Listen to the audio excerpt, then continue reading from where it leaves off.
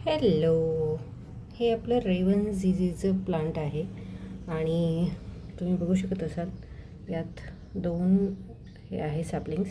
Actually काय झालं, मी ही मोठी कुंडी आणली होती 450 रुपयांची. याच्या ऑलमोस्ट डबल साईज होती, परंतु केअरच्या टिप्स मला माहीत नव्हत्या.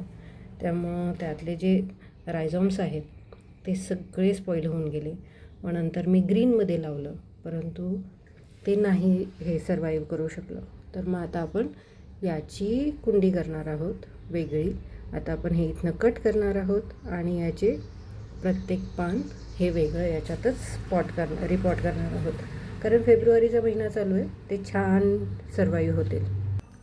आपण याप्रमाणे याचं कटिंग करून घेतलं आहे आणि त्याला हळद लावून घेतली आहे. आता ते पॉटिंग करूयात. ओके, तर असं कटिंग लावलेलं आहे.